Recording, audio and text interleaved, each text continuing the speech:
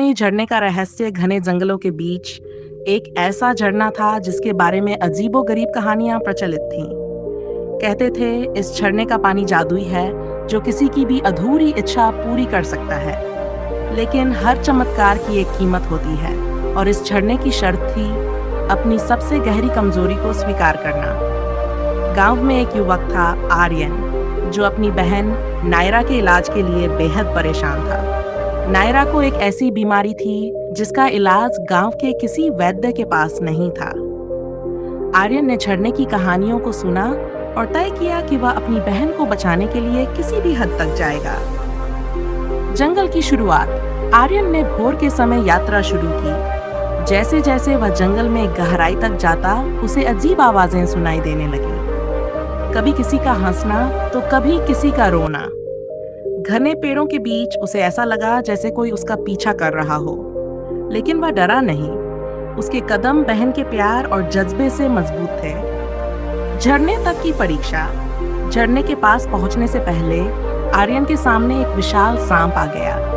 सांप ने फुफकारते हुए कहा, अगर आगे बढ़ना है तो अपनी सबसे बड़ी कमजोरी बताओ। आर्यन चौंक गया। उसे समझ नहीं आया कि उसकी सबसे बड़ी कमजोरी क्या है। वह बोला, मुझे सबसे ज्यादा डर है कि मैं अपनी बहन को खो दूंगा। सांप मुस्कुराया और बोला, झूठ बोलोगे तो ये झरना तुम्हें कभी स्वीकार नहीं करेगा। ये कहते हुए सांप गायब हो गया और आर्यन झरने के पास पहुंच गया। झरने की आत्मा का सामना। जैसे ही आर्यन ने झरने के पानी को छुआ, झरने से एक तेज रोशनी निकली और एक स्त्री की परछाई प्रकट हुई। उसने कहा, तुम यहाँ अपनी बहन के लिए आए हो, लेकिन क्या तुम खुद से सच्चे हो? आर्यन ने सिर झुका लिया। उसने माना कि उसकी सबसे बड़ी कमजोरी उसका खुद पर भरोसा न करना था। उसने कहा, मैं हमेशा डरता रहा कि मैं कभी किसी के लिए काफी नहीं हूँ, लेकिन अब मैं इस डर को छोड़कर अपनी बहन के लिए कुछ भी करने को तैयार हूँ। झरने का जादू। झरने की आत्मा मुस्कुराई। उसने आर्यन से कहा, सच्चाई और साहस ही तुम्हारी ताकत है। ये लो, इस औषधि से तुम्हारी बहन ठीक हो जाएगी। आर्यन ने झरने का पानी एक छोटे पात्र में भरा और वापस लौट पड़ा। रास्ते में उसने देखा कि जंगल अब उसे डराने की बजाय उसे रास्ता दिखा रहा था। अंजाम, गांव लौटकर आर्यन ने औषधि अपनी बहन को पिलाई और कुछ ही दिनों में नायरा बिल्कुल स्वस्थ हो गई। लेकिन यह कहानी सिर्फ आर्यन की नहीं थी। अब गांव में सभी जान गए थे कि झरना सिर्फ इच्छाएं पूरी नहीं करता, बल्कि इंसान को उसकी असली ताकत भी दिखाता है। इस घटना के बाद आर्यन ने अपने डर को अपनी ताकत बना लिया और दूसरों की मदद करने के लिए प्रेरित हुआ।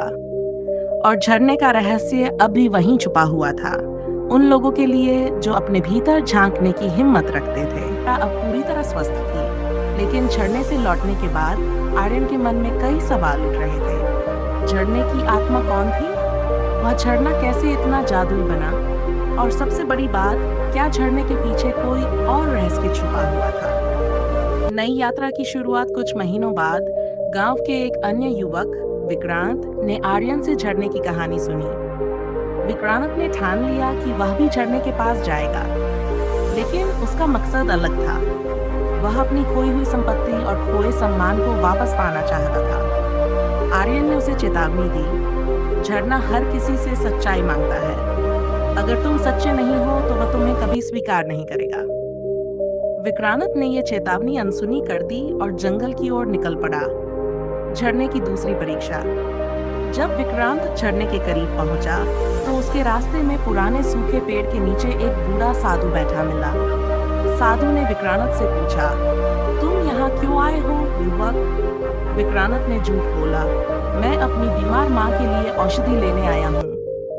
साधु ने मुस्कुराते हुए कहा, याद रखना, झरना झूठ को सहन नहीं करता। जैसे ही विक्रांत झरने के पास पहुंचा, झरने से वही चमकीली रोशनी निकली और झरने की आत्मा प्रकट हुई। उसने गूंजती हुई आवाज में पूछा, तुम यहाँ क्यों आए हो? विक्रांत ने फिर झूठ बोलने की कोशिश की, लेकिन इस बार झरने के पानी ने गहरा लाल रंग धारण कर लिया और आत्मा ने गुस्से में कहा, तुमने सच्चाई का सामना नहीं किया, अब तुम मेरी सजा के हकदार हो। आर्यन की नई चुनौती, झरने की आत्मा ने विक्रांत को एक पत्थर की मूर्ति में बदल दिया और संदेश भेजा कि अब आर्यन फिर से झरने के पास आए। आर्यन को जंगल में अजीब घटनाएं महसूस होने लगी। रात को सपने में उसे झरने की आत्मा दिखाई दी, जिसने उसे बुलावा दिया। आर्यन ने गांव के बुजुर्गों से इस बारे में बात की। उन्होंने बताया कि ये झरना किसी पुरानी देवी का वास है, जो सच्चाई और अच्छाई की परीक्षा लेती है, लेकिन झूठ बोलने वालों को वह सजा देती है। झरने का अंतिम रहस्य। आर्यन ने फिर से जंगल की ओर प्रस्थान किया। इस बार जंगल और भी डरावना और खतरनाक लग रहा था।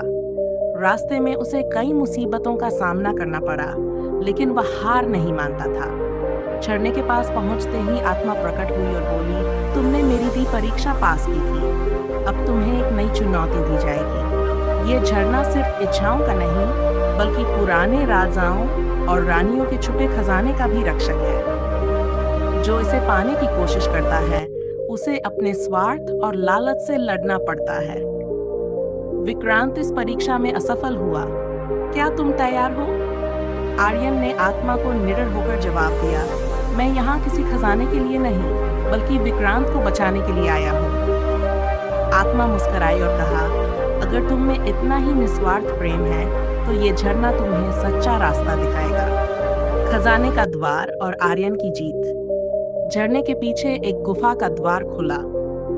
आर्यन ने गुफा के अंदर प्रवेश किया, जहां उसे कई परीक्षाओं का सामना करना पड़ा।